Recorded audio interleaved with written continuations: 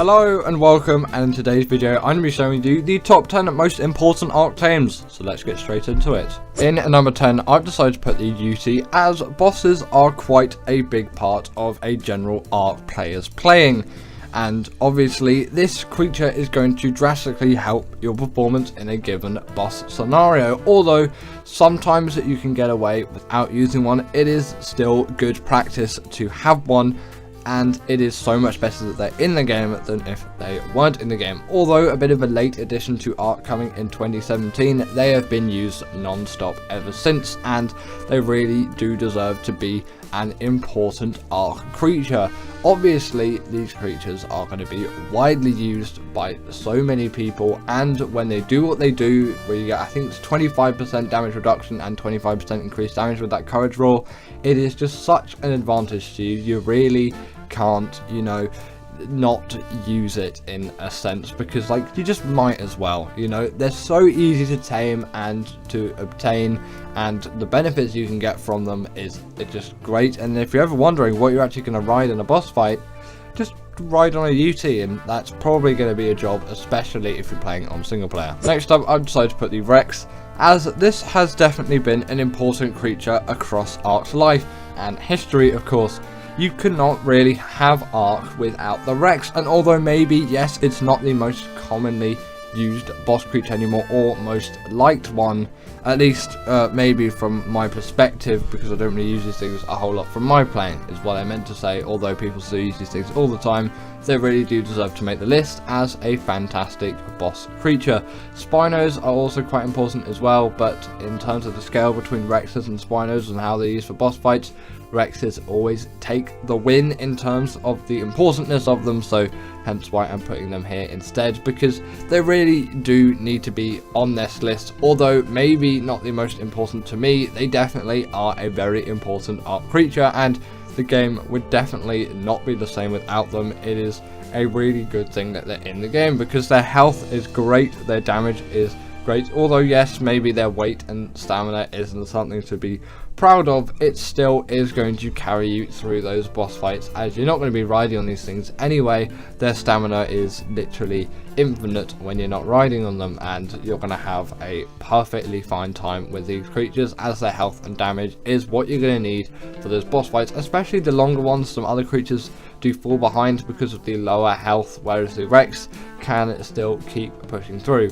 Good example for that is the boss at the end of Genesis Part 1. It's quite a lengthy fight, and Rexes are one of the only good options for it. Next up, we've got the Mwing, and this is really a cornerstone changing creature. It is an absolute game changer when this creature actually did release into the wild of Ark with Genesis Part 2. It is by far the best travel mount which you'll find out there. It just has so much speed, and its saddle is obtained at level 18, so there's really nothing which can be said negatively about this creature, apart from the fact it's a glider and not a flyer.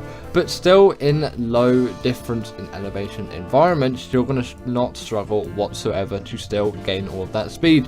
They're also pretty great swimmers as well, and their underwater flying, that doesn't make sense, underwater movement is actually pretty decent as well. You might not expect that from a creature like this, but it kind of does make sense when you consider them a sort of platypus type creature. They also do act as a portable feeding trough as well, with that slightly disturbing animation that we all know nowadays, and this is just useful if you're a breeder. You know, it's going to feed all the creatures around it. They can also steal baby creatures from enemies too, and carry 4 in their saddle, and they can gather berries as well, which is just a nice ability to have on top of it all. In number 7, I've decided to put the Pteranodon, as this, although maybe not as good as a flyer or a glider, I should say, as the Mwing. I would take the Mwing over the Pteranodon any day. This is more important in Ark than the Mwing, as it's often going to be the first flyer that you ever obtain, and it's been here since day 1, and we've been using these things basically for 9 years now, which is actually a little bit insane when you think about it. Also, I'm not sure if they did have that spin ability when they first released, or I didn't use it.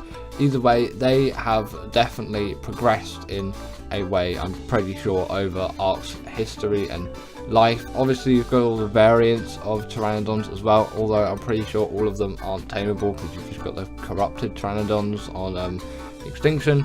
That's besides the point. The Pteranodon has been and still is actually, I don't know why I'm failing so much with this one, a really great and useful flyer for many players out there.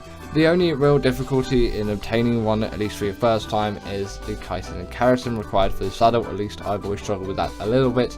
Not really nowadays, because, you know, just killing a few insects and you can get it all done. But if you don't know exactly what to do and then you start fighting carb enemies for ages, especially if you're on official rates, it can take some serious elbow grease to actually get through a tame like that. But yes, it's been very influential and it's deserving of the list. I've decided to put the Stego on the list as I find this is one of the best berry gatherers out there, and the game would simply not be the same if this creature wasn't here. Yes, the Trike and the Parasaur have played their part too, but in my opinion the Stego has played the biggest of them all. While being still a relatively easy creature to get, just being slightly harder than something like the Parasaur or the Trike, obviously the Trike's harder than the Parasaur, it's kind of a progression system, you would get loads and loads of berries out of a creature like this, and although they were slow and their stamina wasn't the best, you could still level it up and get it to be reasonably good pretty quickly. And on top of all of this too, they are just so good at berry gathering, especially considering their size. A Bronto may be better at gathering all of your berries in terms of volume of berries, but in terms of just general like taming to berry gathering ratio, or ease of taming to the amount of berries that you can actually obtain from a creature like this, it is insane. And obviously with the TLC as well, these are great turret soakers, so that is a really useful thing for PvP players as well. They just have so much versatility and they're so useful as berry gatherers, useful as obviously turret soakers. We all know the Stego, and at some point we're probably all going to tame the Stego, unless, you know, you barely play any Ark. Then at number 5, I am putting the Theory, as I find this is just such a good gatherer of so many resources and also a good boss creature on top of it. It has been really important to Ark. Again, you could say the Mosstrops is a great gatherer of organic polymer and fibre, and yes, definitely for the organic poly I do prefer the fibre gathering of the Theory, and arguably fibre is a much more important resource. Actually, not even arguably, it just simply is a much more important resource, and to have a creature that can gather it very well means that you don't have to go around using your hands on all of those bushes just to get yourself some fibre, because Ark definitely requires a lot of fibre, or having to craft a sickle and just go through loads of bushes. Still, with the sickle you can get quite a handful of fibre, but it's just much more fun to do with a creature like the Tickle Chicken. That's partly where its name comes from, because it kind of looks like it's tickling the grass, and it's got the, you know, it's got the long tickle fingers. They wouldn't tickle if they were actually in real life, they would probably just slice you to bits. They can also gather loads of wood and thatch on top of that, and meat, hide, chitin, keratin, all those drops that you get from creatures, because at the end of the day they can harvest bodies, which most herbivores actually can't do, and it's a really nice ability for this creature to have.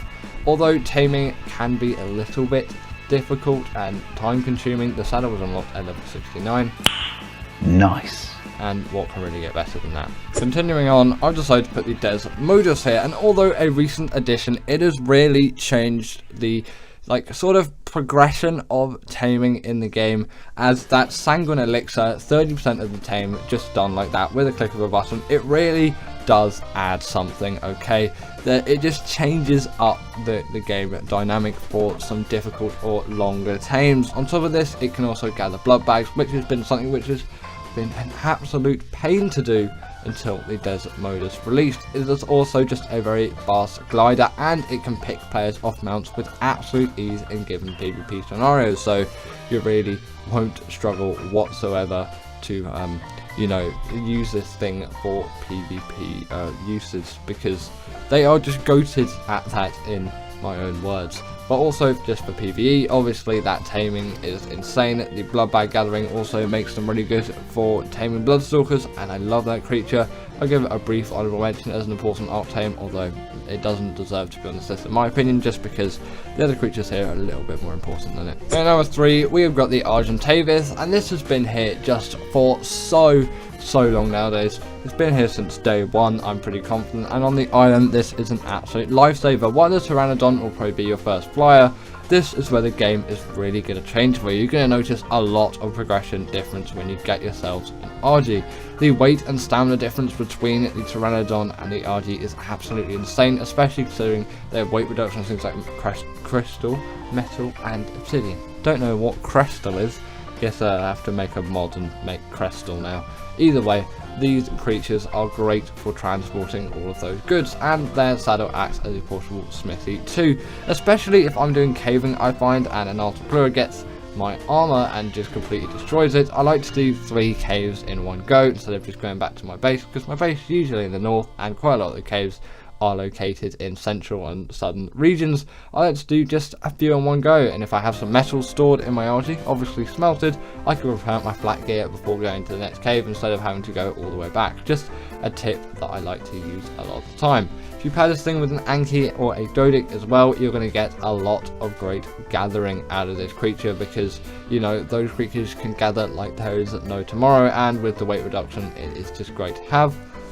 They can also carry 2 creatures as well. They can carry a small one in your beak, so if you want to bring your dodo along with your adventures, then you can, and the regen buff which they have when you kill something and eat it, it is very, very welcome. In number 2, I'm putting the Baryonyx, as caving is arguably one of the most important parts of the Ark game.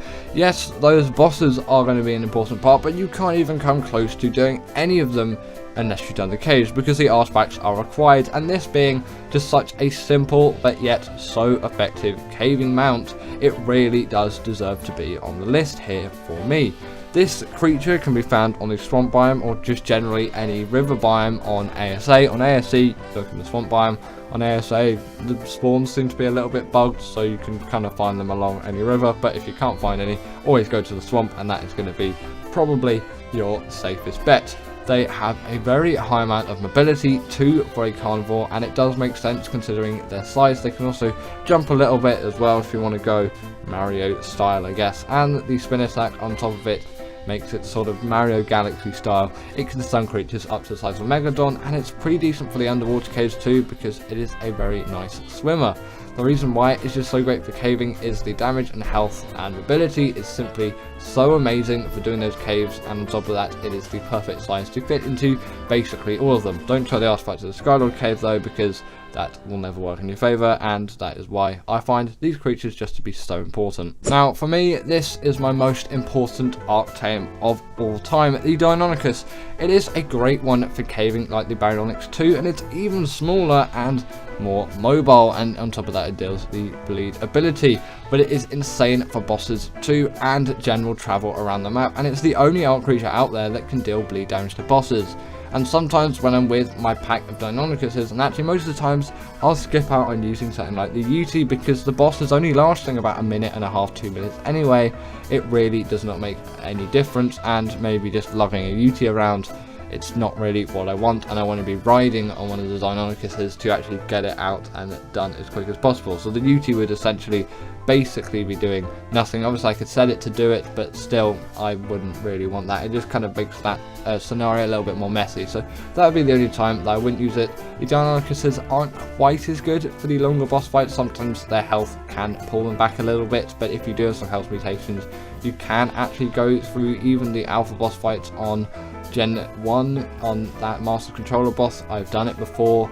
Just, you know, you are going to need some pretty buffed up Deinonychuses for that. They also take no ball damage, which is just a nice addition for them to have, and scaling walls or vertical surfaces is an absolute ease, as they can simply jump across them and up them. It is going to be one of the easiest things that you encounter with this creature. It's general travel around the map. It is absolutely insane how good these things are as traveling mounts, and they're just so good at such a wide variety of things. I really do need to put them in at the #1 spot. But anyway, that is the end of today's video. I really hope that you all did enjoy, as I definitely did enjoy making this one. As always, comment down below what is the most important Ark Tame to you, and if you didn't agree with this, then put your 10 in the comments below, and I will see you all in the next one.